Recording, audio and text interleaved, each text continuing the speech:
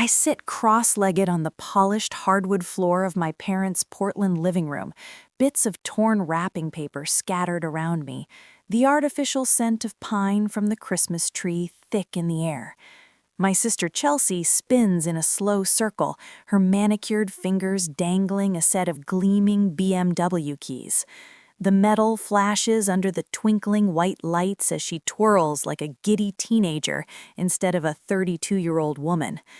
"I can't believe it!" she shrieks, bouncing on the balls of her feet.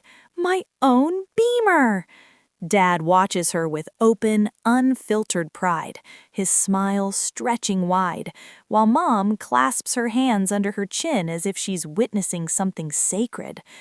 Through the front window, I can see the car parked in the driveway, glossy white, adorned with a massive red bow that likely cost more than everything they bought for me combined. In my lap rests a plastic piggy bank, shaped like a cartoon character from a children's show I stopped watching before middle school. The price tag they forgot to peel off still clings to the bottom. $1.99. "Open it," Mom says brightly, nodding toward the small rubber stopper underneath. My fingers feel strangely distant from my body as I pull it free. 2 crisp $1 bills drift into my palm. "It's the beginning of your future home savings, sweetheart," Dad says casually, waving his hand as though this is generous. "You're always so responsible with money, not like some people." He shoots Chelsea a playful wink, and she feigns mock offense before laughing again. The quiet between us stretches tight and uncomfortable until Mom fills it with explanation. "Chelsea needs reliable transportation for her new graphic design clients. Creative professionals expect a certain image, you understand." Chelsea drops beside me on the couch, the expensive perfume she wears overwhelming the artificial pine. "Don't worry, sis. I'll drive you around any time you need." She pats my knee gently, her tone soaked in condescension. "Your little Toyota must be about ready to fall apart by now." My Toyota? The one that carried me through 7 hours of icy mountain passes yesterday? The one I finished paying off 3 years ago with my own salary? The one that has never failed me, unlike nearly every relationship in this house? Breathing feels difficult. 34 years of moments identical to this one line up in my memory with painful clarity. This isn't a one-time oversight. This is the blueprint of my entire life. Just hours ago, I handed them carefully wrapped presents, a leather briefcase for Dad that cost me 2 weeks' pay, a delicate silver bracelet Mom once paused to admire in a Seattle shop window, a professional camera lens Chelsea had casually mentioned wanting months earlier. I'd budgeted meticulously, shaving a little off each paycheck to afford them. During the long drive from Seattle, I rehearsed my announcement again and again. Senior Structural Engineer, a promotion earned through sleepless nights, endless revisions, weekends sacrificed to calculations and steel load analyses. Buildings I designed would stand for decades. I imagined their pride, imagined finally being seen not as Chelsea's dependable older sister, but as someone accomplished in her own right. "Maybe this Christmas will finally be different," I whispered to myself at every gas station stop. The piggy bank makes a hollow clack when I set it on the coffee table. "Excuse me," I say quietly, my voice detached. "Bathroom." I walk steadily up the familiar staircase, passing the wall of framed family photos where Chelsea's face dominates almost every image. Cheerleader poses, art competitions, staged smiles. The bathroom door shuts behind me with a soft click before I turn the lock. My reflection meets me in the mirror. Eyes dry, expression composed. I press my palms against the cold marble counter, waiting for tears that refuse to fall. Instead, pressure tightens inside my chest, like cement slowly setting around my lungs. People describe heartbreak as something poetic. It isn't. It is physical. I feel each chamber of my heart strain painfully. My sternum aches as though someone is pressing weight against it. This must be what it feels like to fade, I think. Not dramatically, just gradually becoming smaller. The night drags on while I lie awake in my childhood bedroom. Downstairs, Chelsea laughs as she and my parents excitedly map out her first road trip in the new car.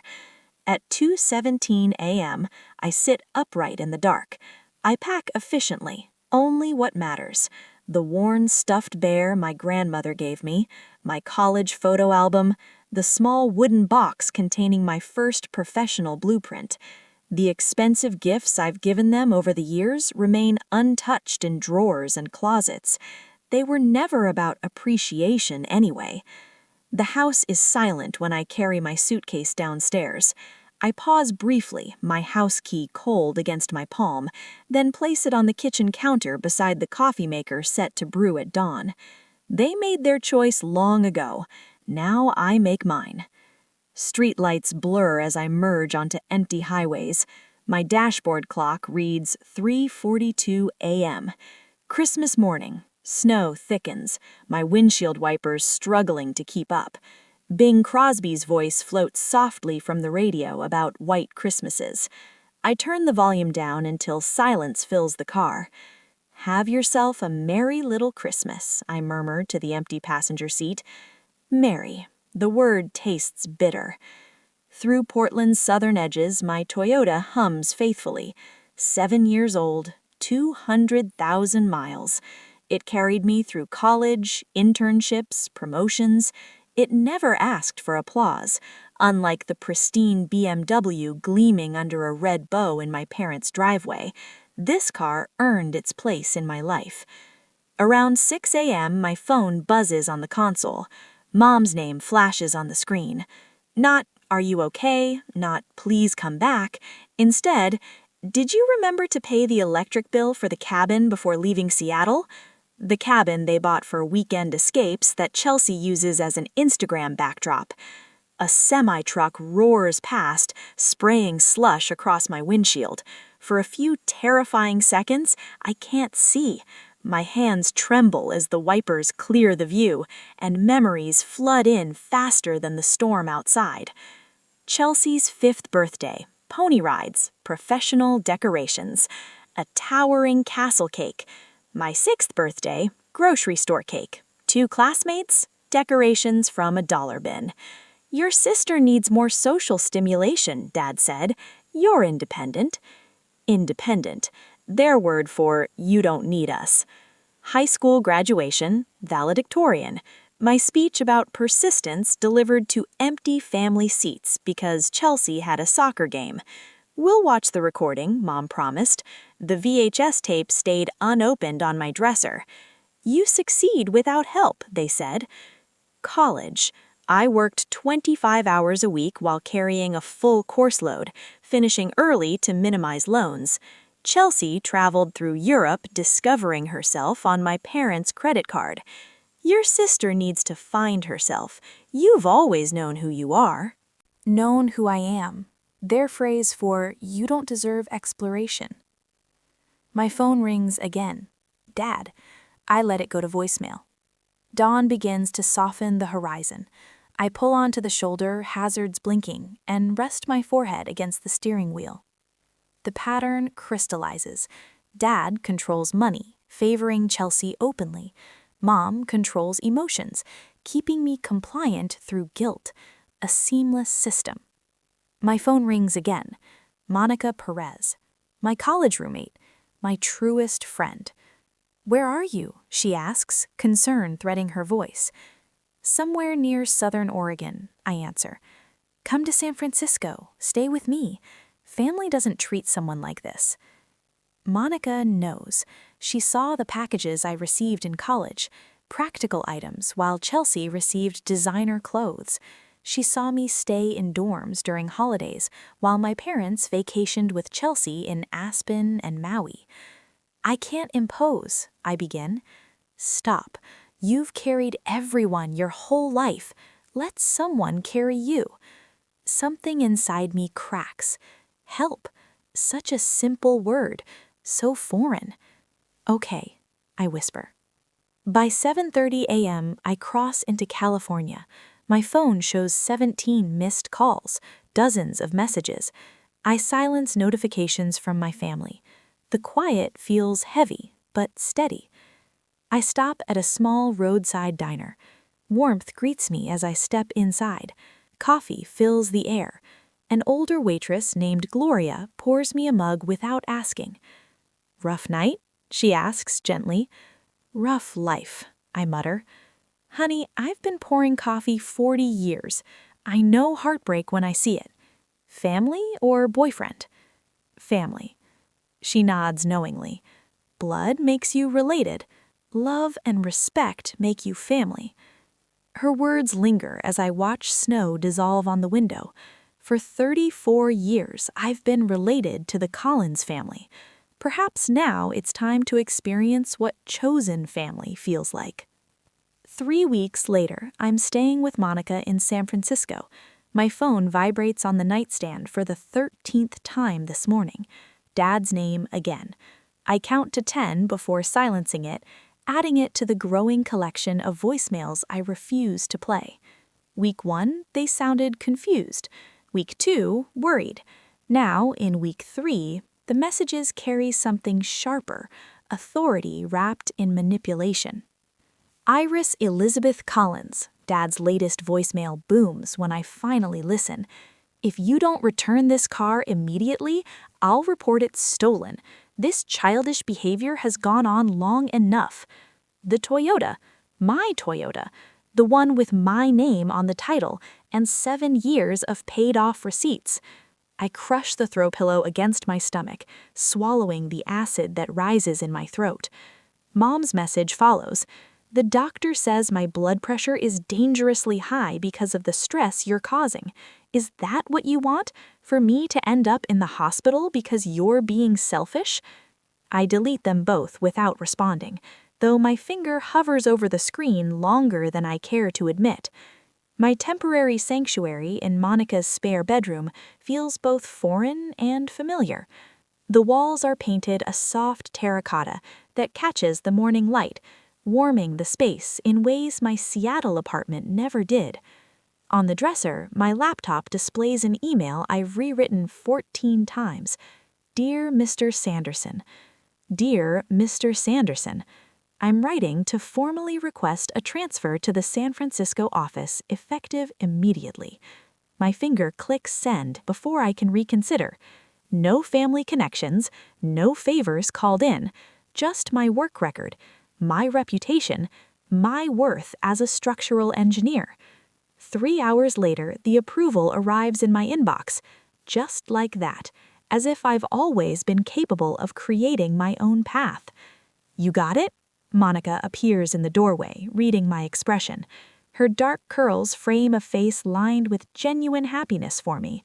The concept still feels foreign. Someone celebrating my accomplishments without making them about themselves. "I start Monday," I confirm. "Now I just need to find a place." "I start Monday." Monica grins. "Already called Andrea from book club. She manages apartments in Mission District. Rent control, safe building, 20-minute walk to your new office." "You didn't have to." "I wanted to," she cuts me off, dropping onto the bed beside me. "Friends help friends. No strings attached. Novel concept for you. I know." The words hit their mark. No strings, no obligations, no scorekeeping. The tears I've been holding back for 3 weeks threaten to break through. "I made you an appointment too," she adds, sliding a business card onto my laptop. "Dr. Levine, Tuesday at 4.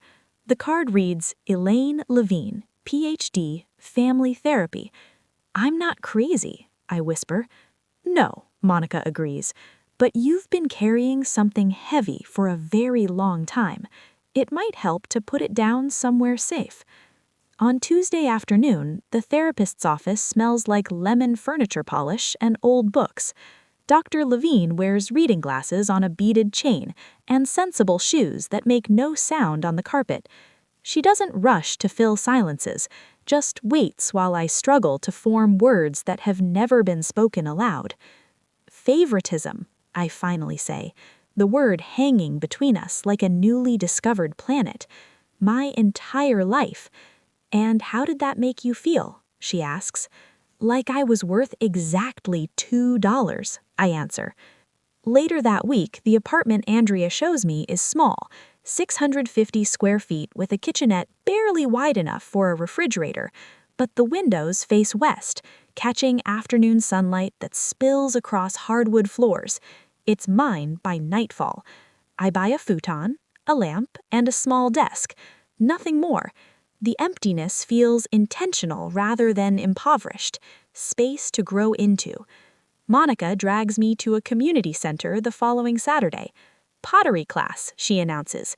You need something that isn't work or therapy.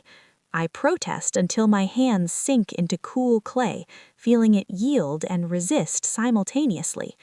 The instructor, a woman with silver hair and paint-spattered overalls, stands behind me. Don't force it, she murmurs. Listen to what it wants to become. My fingers tremble as they shape something from nothing. By class end, I've created a small, imperfect bowl with uneven edges. It's hideous and beautiful and entirely mine. The first video call comes 4 weeks after Christmas. I answer on the third ring, steeling myself against the familiar surge of guilt their faces trigger. Where have you been? Dad demands immediately. His face fills the screen, red with indignation. Your mother has been worried sick. Behind him, Mom dabs at eyes that remain strategically dry. San Francisco, I answer calmly. I transferred offices. Without discussing it with us first? Mom interjects, pushing into frame. How could you be so inconsiderate? The old pole tugs at my chest. Apologize, placate, make it right. But Dr. Levine's words echo. Your feelings are valid. Their reactions belong to them, not you. I needed space, I say instead. Space from what? Dad barks. From family? From responsibility? From growing up? From feeling invisible? I reply, surprised by the steadiness in my voice. From being valued less than Chelsea? From trying to earn love that should have been freely given? Mom's tears flow instantly, right on cue. How can you say such hurtful things? We've always loved you both the same. I'm not responsible for your feelings anymore, I tell her. The words feel like stones I've been carrying in my mouth for years, finally released. I'm responsible for mine. Dad slams his palm against the table. This conversation is over until you're ready to apologize. Then I guess we're done talking, I answer, and end the call. In days to come, the rumors reach me through LinkedIn messages and texts from former coworkers. According to family lore, I've had a mental breakdown. I'm living in squalor. I've joined a cult. Chelsea's Instagram shows her looking concerned in tastefully filtered photos, captioned with vague references to family heartbreak and praying for those struggling with mental health. My new coworkers know nothing of this narrative. They see only my work, the precision of my calculations, the innovation in my designs. When Chelsea shows up unannounced at the office reception 10 days later, Monica happens to be dropping off lunch. She's in a meeting, Monica informs her coolly, and she'll remain in meetings indefinitely for uninvited visitors. My therapy group meets Wednesday evenings in a church basement that smells of coffee and old hymnals. 8 strangers connected by similar wounds. Family doesn't get a pass just because they're family, says Raymond, a 60-year-old accountant who hasn't spoken to his brother in 20 years. Love without respect isn't love, it's possession. So the words settle in my chest like truth. 6 months after Christmas, my apartment has transformed. Pottery lines the windowsills, each piece more refined than the last. A proper bed has replaced the futon. The promotion to senior project manager came with a raise that ended any lingering financial anxiety. On my bookshelf sits the plastic piggy bank. I filled it with crisp $2 bills. one for each week of freedom. Not as punishment, but as a reminder. Sometimes the smallest betrayals reveal the largest truths. The first holiday season approaches with both dread and relief. No presents to buy that won't be appreciated, no performances to maintain, no diminishment to endure. Just me in a space I've created, becoming someone I'm finally learning to value, worth far more than $2. A month later, the ivory envelope sits on my kitchen counter like a landmine. 3 days it's been there, untouched. Cousin Vanessa's wedding invitation. My name in swooping calligraphy. Iris Collins. No +1, just me expected to return to the fold unaccompanied. "So, what are you thinking, Doctor?" Winters asks, her office chair creaking as she leans forward. I trace the edge of the armrest, counting the brass tacks one by one. I'm... Her eyebrows rise slightly. That's a change from last week. On my terms, I add quickly. I've booked a room at the Hilton 4 blocks from the venue. Dad called twice, insisting I stay at their rental house with everyone else. And what did you say? Nothing, I smile, remembering the satisfaction of letting his voicemail fill with increasingly desperate messages. The boundary is the message. 7 months of therapy has taught me the vocabulary of self-protection. 7 months after Christmas drove away. 7 months of rebuilding myself. 1 therapy session, 1 pottery class, 1 peaceful evening alone at a time. During the session, my phone buzzed. Chelsea. The 3rd text today. Can't wait to see you next weekend. We need sister time before the wedding madness. I slide the phone back into my purse without responding. Dr. Winters notices. Your sister again? Suddenly we're best friends. I laugh, but it comes out hollow. She never texted this much when we lived in the same city. What do you think she wants? A ride from the airport, money, the old Iris who carried her emotional baggage along with her actual luggage. I run my fingers across the fabric swatch on my lap. Midnight blue silk for the dress I've commissioned. 3 fittings to ensure it hangs perfectly from my shoulders, skins my curves without apology. The color of power, not reconciliation. They've enlisted flying monkeys, I tell Dr. Winters. Uncle Pete called last night about how families need to stick together. Aunt Judith emailed about forgiveness being divine. Even Vanessa's fiancé sent a Facebook message. They're coordinating. And how does that make you feel? Before therapy, I would have said, fine, always fine. Instead, I trace the physical truth of my emotions, the tightness in my throat, the cold sweat along my hairline, the slight tremor in my fingers. Terrified, I admit, but also ready. Later that evening, I spread the seating chart Vanessa accidentally included in a group email across my kitchen table. There I am, placed between my parents, directly across from Chelsea. The family tableau was restored. I reach for my phone. Vanessa, it's Iris. I have a small request about the seating arrangements. Friday arrives with San Francisco fog that burns away as my plane takes off. The clouds part somewhere over Oregon, revealing the landscape of my childhood. My heartbeat quickens as we begin our descent into Portland. The rehearsal dinner location glows golden against the twilight sky. I stand on the sidewalk, touching the smooth stone pendant Monica gave me before I left. Strength isn't about not feeling fear, it's about feeling it and walking forward anyway. I straighten my shoulders and pull open the heavy wooden door. Conversations halt mid-sentence. Heads turn. My mother's hand flies to her throat. My father's drink pauses halfway to his lips. I've changed.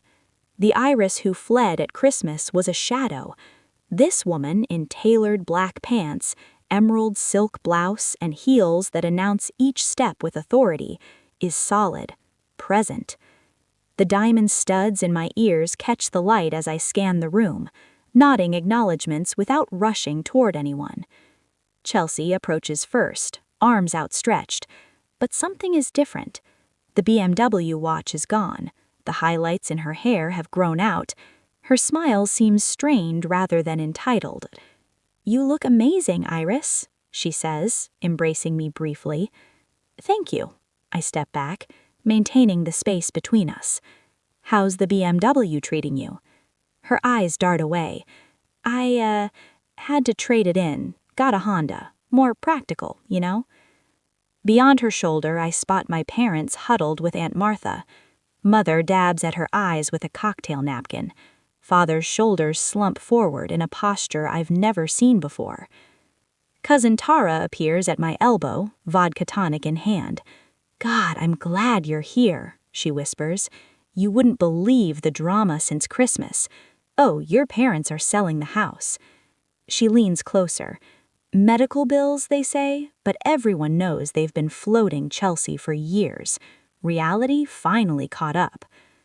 Before I can respond, a waiter circulates with champagne. I take a glass, watching the bubbles rise and burst against the surface. Just like the family stories, what rises eventually pops. Uncle Simon approaches me, clasping my free hand. "You're looking well, Iris. That job in San Francisco must agree with you."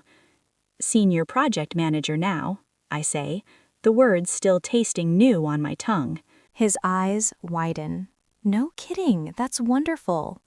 More relatives orbit toward me throughout the evening. Cousin Michael confesses he always noticed how differently I was treated. Aunt Martha hugs me too tightly, whispering, "Your father lost his job 3 months ago. Your mother's on anxiety medication." I absorb each revelation with the strange detachment of someone watching waves break against a shore from which they've retreated to higher ground. My father corners me during cocktail hour, bourbon heavy on his breath. "Family sticks together, Iris." His voice carries the familiar weight of authority, but something essential has crumbled beneath it. "No matter what." "Does it, Dad?" I meet his gaze without flinching.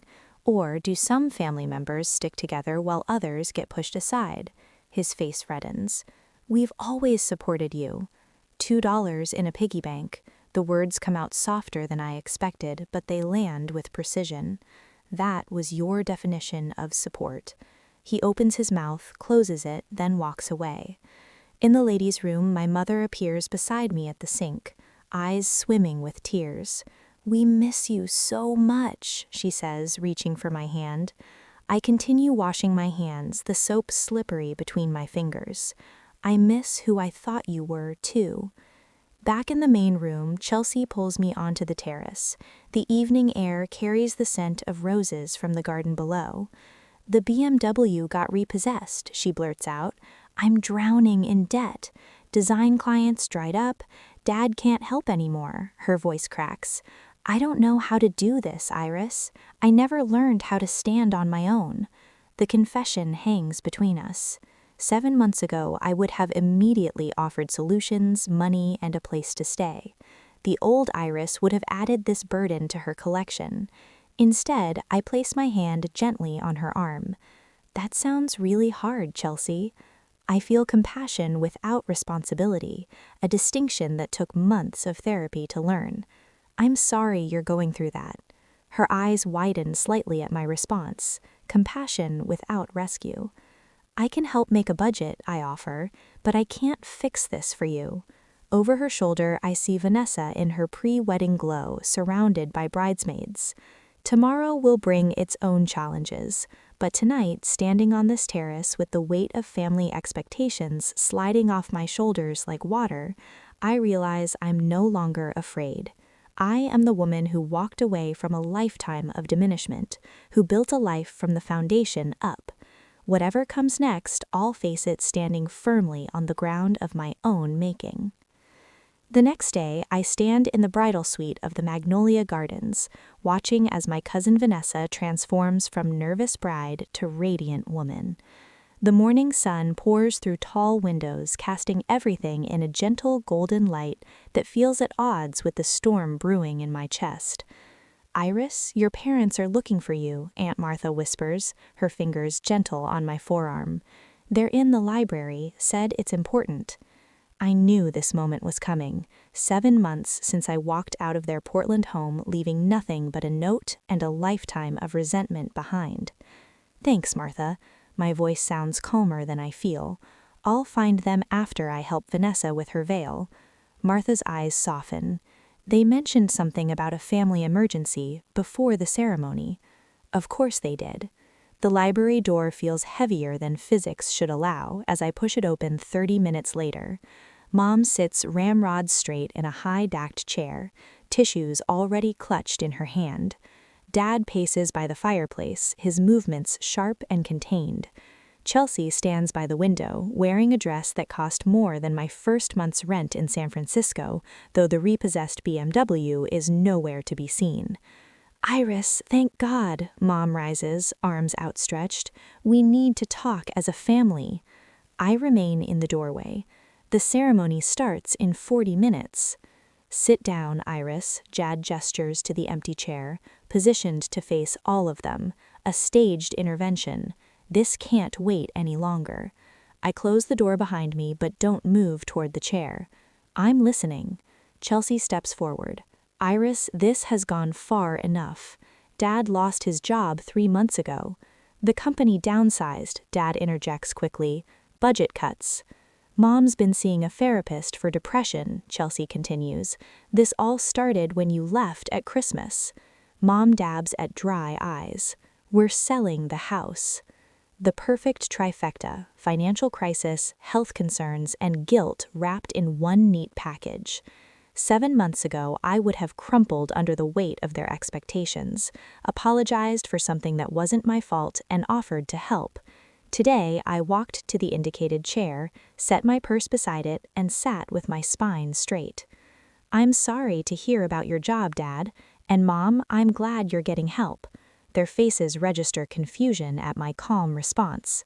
Didn't you hear what we said? Chelsea's voice rises. They're selling the house because of you.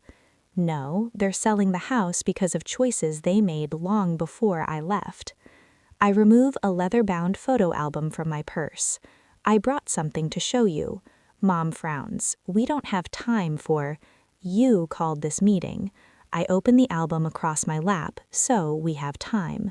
The first page shows 2 birthday parties side by side, Chelsea's elaborate princess theme with hired entertainers, and my party the same year with a grocery store cake at the kitchen table. Remember these? I flip through pages of Christmas mornings, graduations, and family vacations where the pattern of favoritism is unmistakable. I spent months compiling evidence of what I always felt, but couldn't prove. Dad's face flushes. This is ridiculous. We always treated you girls equally. I pull out a folder of bank statements. My student loans. $67,000 that I'm still paying. Chelsea's education. Fully funded, including her year in Europe for art inspiration. Chelsea shifts uncomfortably. That's not fair. You chose engineering. That was your decision. It was my passion, I corrected her, just like art was yours. The difference is my passion wasn't considered worth investing in. Mom rises, hands trembling. We didn't mean to hurt you. Intent doesn't erase impact. I reach into my purse one final time. The plastic piggy bank makes a hollow sound as I place it on the coffee table between us. Dad stares at it. What is this nonsense? I remove the rubber stopper. Dozens of crisp $2 bills spill out, unusual currency that catches the eye. I've saved a $2 bill for every week since Christmas, I explain. This isn't about money. It's about what you thought I was worth. Chelsea picks up one of the bills, turning it over in her fingers. I never realized how it looked from your side. Her voice lacks its usual defensive edge. They never taught me to stand on my own. Outside the library, relatives pass by, their voices floating through the heavy door. In minutes, they'll gather to celebrate love and commitment while our family confronts decades of its absence. I don't want apologies, I say, standing. I want change. I'll consider reconciliation under 2 conditions: family therapy and respect for my boundaries. Dad opens his mouth to argue, but Mom places her hand on his arm. "We'll do it," she says, surprising us all. "Whatever it takes." I gather my evidence and the piggy bank, but leave its contents on the table. That's yours to keep, a reminder of what happens when you value one child over another. Walking toward the door, I pause with my hand on the knob.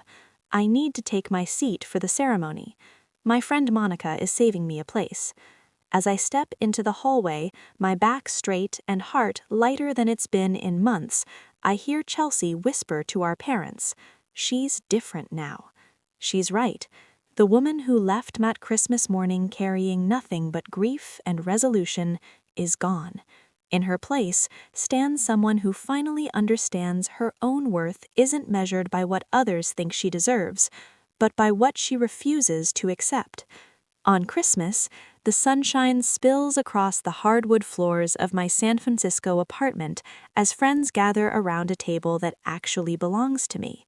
The scent of rosemary and sage from the roasting turkey mingles with laughter, real laughter, not the strained kind that used to echo through my parents' house. To Iris, Monica raises her glass, her dark curls catching the light from the window, who builds bridges better than anyone I know, both at work and in life. My cheeks warm at the toast. 1 year ago today, I placed a house key on a counter and drove away from everything familiar. Now I stand in an apartment filled with people who choose to be here, surrounded by pottery pieces I created with my own hands. "And to Senior Project Manager Collins," adds Elliot, his fingers brushing mine under the table. His touch still sends electricity through me, not the lightning strike of infatuation, but the steady current of something building toward permanence. Whose team finished the Richardson Tower project 2 weeks ahead of schedule? Elliot understands deadlines and structural integrity, an environmental engineer who values sustainability in buildings and relationships alike. When he first asked me to coffee 6 months ago, I almost declined. Old habits of self-sacrifice die hard. My therapist, Dr. Winters, called it progress when I said yes. The kitchen timer chimes, saving me from having to acknowledge their praise. Some changes take longer than others. "Need help?" asks Elliot, following me into the kitchen. I've got it. The words slip out automatically. Then I catch myself, remembering Dr. Winter's gentle challenge. Accepting help doesn't diminish your strength. Actually, could you carve the turkey? I never learned how. My phone vibrates with a video call from Chelsea. Monthly calls, a boundary we established after the wedding confrontation. I answer while Elliot handles the carving. "Merry Christmas," Chelsea says, her face filling the screen. Her apartment visible behind her looks smaller than mine. No designer furniture, no luxury car parked outside. Working 2 jobs has given her a new perspective on money, along with the shadows under her eyes. "You look happy," she says, voice softer than it used to be. "Your place looks beautiful." It feels like home. I angle the camera to show my pottery studio in the spare bedroom, once formless clay now shaped into bowls and vases that line the shelves. "How are Mom and Dad?" "Dad's 90 days sober today. He wanted me to tell you." She adjusts the camera to reveal our father sitting in a modest apartment living room, looking smaller somehow. The AA meetings are helping. He's different when he's not drinking. I nod, not ready to fully process that revelation. "And Mom?" "Still volunteering at the community center. She wanted to come to the call but had an emergency food drive." Chelsea pauses. "They ask about you." Not in the old way, though. We talked for a few more minutes before saying goodbye. The wall clock shows it's time for dinner. Around my table, conversation flows between Monica, Elliot, and friends from my engineering firm and pottery class. No one mentions the piggy bank displayed on my mantel, now filled with dollar bills representing lessons rather than resentment. After dessert, Chelsea texts a photo of a handmade clay ornament, clearly her first attempt at pottery. Not pretty, but made with love. Mailing it tomorrow. Then another message arrives from my mother. Found this in the attic while downsizing. It always belonged to you. The attachment shows my childhood dollhouse, the one thing I truly loved growing up. The deed transfer paperwork sits below it, officially making it mine. Later, when everyone has gone and Elliot helps with the last dishes, I step onto my balcony. San Francisco Bay stretches before me, lights from the bridges reflecting on dark water. Buildings I helped design stand in silhouette against the night sky. Worth isn't something you earn through usefulness, I whisper to the city lights. It's something you claim by knowing what you will and won't accept. Elliot joins me, wrapping a blanket around my shoulders against the December chill. Deep thoughts? Just grateful, I answered, leaning into his warmth. Sometimes the greatest gift is realizing what you won't accept anymore. The piggy bank sits visible through the window, no longer a symbol of what I lacked, but what I found the courage to value myself first.